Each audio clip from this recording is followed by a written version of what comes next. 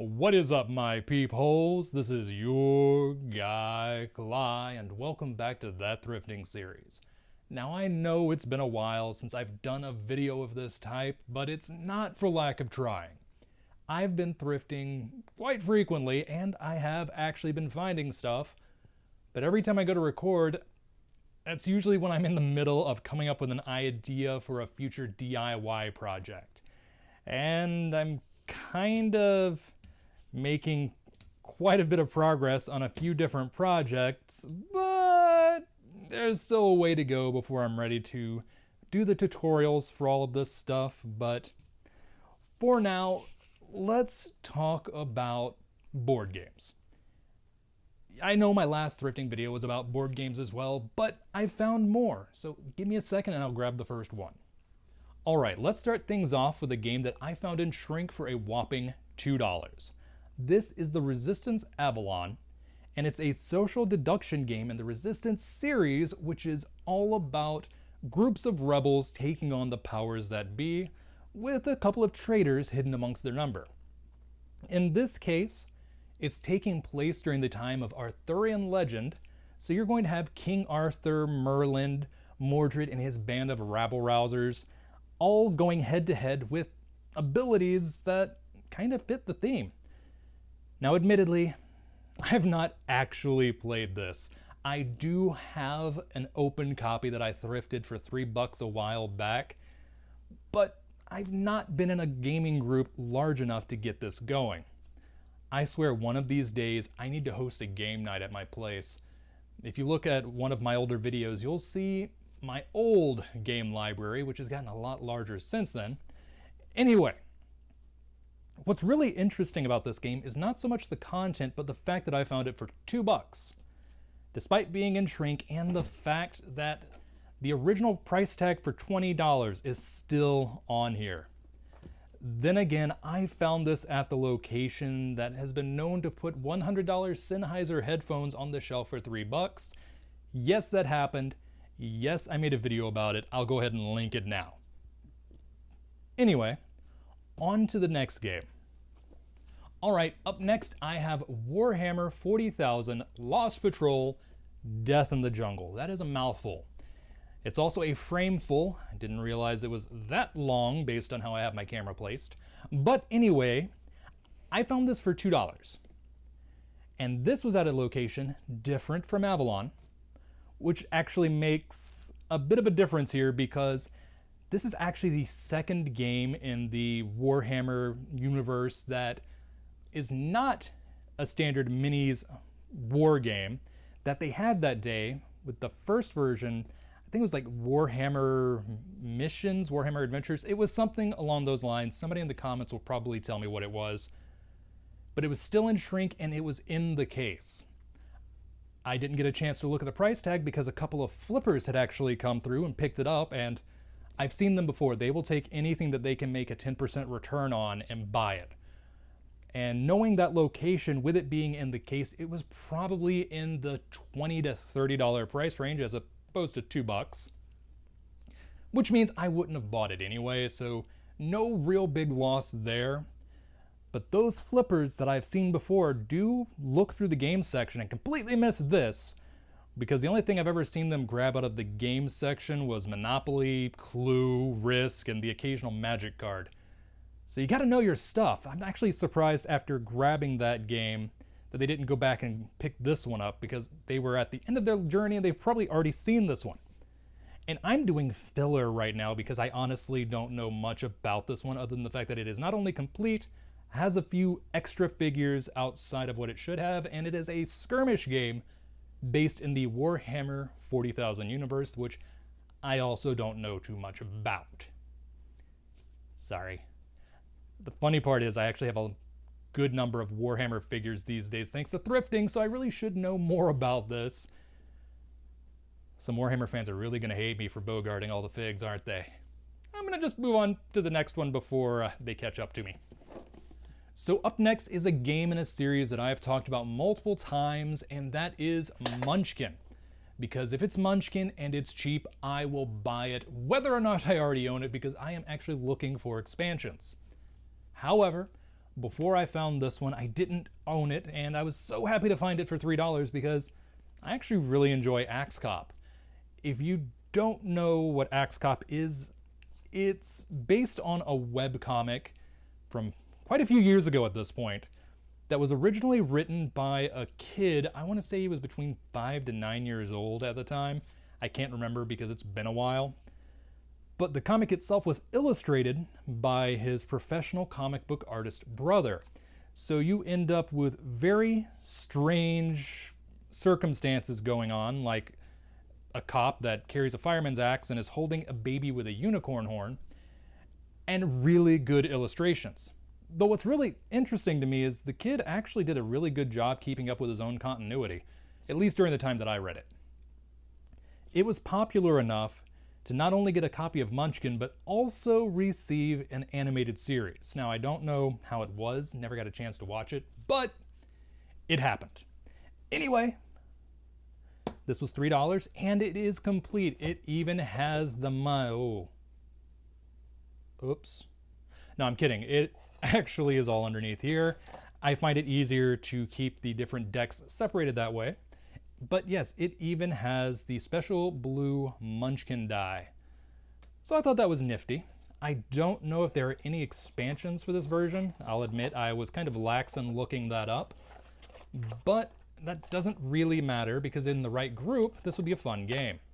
And I say the right group because I've found if you have a niche property, or heck, not even that niche of a property, if you have a property that the group you're playing with at least doesn't know, you're not going to have the best time. That's what I get for breaking out the Cthulhu edition in a group that is unfamiliar with the works of H.P. Lovecraft or any popular culture based on it. Yeah, that happened. Anyway, up next we have Alhambra, New York, the card game. And this one's actually kind of interesting because not only did I play the original Alhambra, which is a property development game all about building a beautiful courtyard with different sections all surrounded by walls and scoring point values based on everything that you've got going on, but I also actually got a chance to play this. That's not always the case. My shelf of shame is actually quite large. But not only does this reskin Alhambra to a New York theme, but it actually streamlines the gameplay quite a bit. Let's see if I left this in a good to look at condition. Yeah, it's not bad. So basically, it takes out what I honestly didn't like about the original game. Nothing against the designer, but for me, I wasn't a big fan of the scoring mechanics where you had to make sure everything was surrounded by walls in order to score points. This takes that out. Otherwise, it pretty much plays the same as Alhambra, but you don't have to make sure everything is laid out in a proper grid and make sure everything in said grid is surrounded properly. It's a bit of a breath of fresh air of being able to just grab the points that you think you can get and not have to worry about anything beyond that. It makes for a much faster version of the game with a bit of the same feel. And I feel like I need that some days because I don't always have the time to break everything out and worry about this, that, or the other mechanic. I don't know. I just like the flow. I also think I might have had a little bit too much caffeine earlier if you haven't noticed how manic I've been sounding throughout this video. Oh well.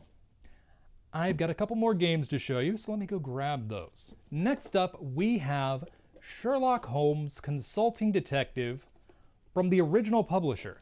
This is a second edition copy made in 1982, and to be perfectly honest, I might have missed it if it wasn't for the fact that I saw a ton of people talking about a recent release of this game not too long ago in several of the board game communities I frequent. So yeah, I'm actually really happy to have this for a whopping $2, and it's actually in great shape despite being, 36 years old? Man, it's older than me, holy crap. But what's really interesting is actually where I found this. Like a lot of the games I find in this aspect ratio of box, such as the 3M bookshelf games or the Avalon Hill bookshelf games, or pretty much anything in the bookshelf game family, This was actually in the jigsaw puzzles. So it's not just important to look through the standard board game section, look through the jigsaw puzzles whenever you're thrifting for board games, or heck, even PC games. I have seen a few big box releases sitting in the puzzles. It's kind of like when I say when you're looking for RPG books, you should check the kids' books section. Something like that. But I've got one more game to show you, so I'll be right back. Last but not least, here is Shadowlord from Parker Brothers. Now, I didn't save this for last due to the fact that it is the most valuable game in this haul, because to be perfectly honest, I have no idea. I have seen this selling online between $9 and $100 based on condition, but ultimately, I didn't check to see if those $100 price tags are actually what it was selling for. I sadly did not do my due diligence. However, I do know Half Price Books had a copy of this for $50, and it did seem to sell, so yay. The important thing about this game is actually the fact that I originally bought this copy for $3 in an incomplete condition. That's right, despite the fact that I always say that not every board game you see at a thrift store is going to be missing pieces, the fact of the matter is that some of them are. And I made the mistake of not opening the box, mainly due to tape. I trusted the tape, I should not trust the tape.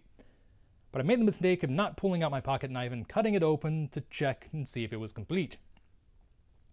But there's good news. In fact, the main reason I'm showing this to you is because of the good news, because despite the fact that this game is super rare in this area, in the fact that I have seen fewer copies of this than I have Hero Quest, I've bought all of those Hero Quests except for the one that was $75, but I happened to find about a week or two ago another copy for $3. And while it was also incomplete, it was missing different pieces. So between the two copies, I managed to get a complete one for a total of $6. Keep in mind that just the game board I have seen selling online for $5 plus shipping. So yeah, I'd say I did pretty good. Even better, I have a box of spare parts that I can use to either complete someone else's copy of Shadowlord, or if I just so happen to get my hands on the Doom board game from back in the day, and that is Dune, not Doom, though I would love to get my hands on the Doom board game. This and Dune came out at the same time, and apparently, from what I was reading online, during that period, Parker Brothers had a nice habit of basically taking a game idea, making a board for it, and then using whatever parts they had laying around to actually make the thing. So one of the components in this box, let me just move this out of the way, and that out of the way, and finally these out of the way. I made sure to pack everything up nicely so nothing explodes again. But these pieces right here, the rings, are the exact ones used in the Dune board game. So if I ever find a copy that's missing rings, I've got a ton of these things. I actually have more than an additional complete set due to the fact that these parts were actually baggied up by weight, not count back in the day. In fact, each one of these is only supposed to have 30, and both copies had like 35, 40 of various colors. The things I were missing, though, were these, a couple of the chits, and these little guys right here from this copy. Though, this one did actually have the best condition character cards. Oh, and I was also missing the rule book. Fortunately, the other copy I had not only had a very ratty box, but the parts I was missing. So, yeah. Oh, let me make sure I box everything up properly. And I believe this would qualify as a smashing boxing. Hero Quest reference. Anyway, I've got a lot of chainmail to weave. In fact, I've got an inlay that I am plotting out that is not going to plan, even though I'm got it like 80% done. I have a very interesting project in mind. I've got to get back to working on that, the bracelets, the rings, the cuffs, and all kinds of other fun things that I know people want to see on this channel. And until next time, this is your guy, Cly, saying I need to cut back on the tea, yes, tea, not coffee, signing off.